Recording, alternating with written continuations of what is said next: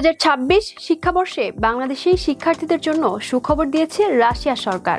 এবছর রাশিয়ার বিভিন্ন স্বনামধন্য বিশ্ববিদ্যালয়ে উচ্চশিক্ষার সুযোগ হিসেবে 200 জন বাংলাদেশি শিক্ষার্থীকে পূর্ণ বৃত্তি দেওয়া হবে।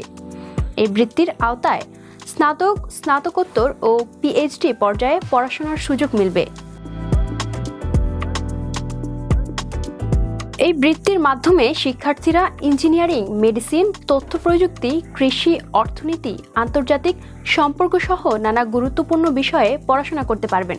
বৃত্তির সুবিধার মধ্যে সাধারণত টিউশন ফি সম্পূর্ণ মওকুফ, বিশ্ববিদ্যালয় হোস্টেলে থাকার ব্যবস্থা এবং কিছু ক্ষেত্রে মাসিক ভাতা অন্তর্ভুক্ত থাকবে। তবে যাতায়াত খরচ অনেক সময় শিক্ষার্থীকে নিজেকেই বহন করতে হয়।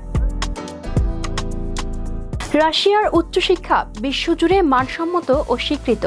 আধুনিক ল্যাব, গবেষণার সুযোগ এবং আন্তর্জাতিক পরিবেশে পড়াশোনার কারণে বাংলাদেশি শিক্ষার্থীদের কাছে রাশিয়া দিন দিন জনপ্রিয় হয়ে উঠছে। বিশেষ করে মেডিকেল ও ইঞ্জিনিয়ারিং শিক্ষায় রাশিয়ার সুনাম দীর্ঘদিনের। এই বৃত্তির জন্য সাধারণত নির্দিষ্ট সময়ের মধ্যে অনলাইনে আবেদন করতে হয়। শিক্ষাগত যোগ্যতা, একাডেমিক ফলাফল এবং প্রয়োজনীয় কাগজপত্রের ভিত্তিতে শিক্ষার্থী নির্বাচন করা হয়।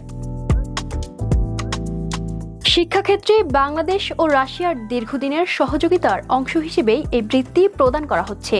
এটি বাংলাদেশের মেধাবী শিক্ষার্থীদের জন্য আন্তর্জাতিক মানের উচ্চশিক্ষা অর্জনের একটি বড় সুযোগ বলে মনে করছেন শিক্ষা সংশ্লিষ্টরা।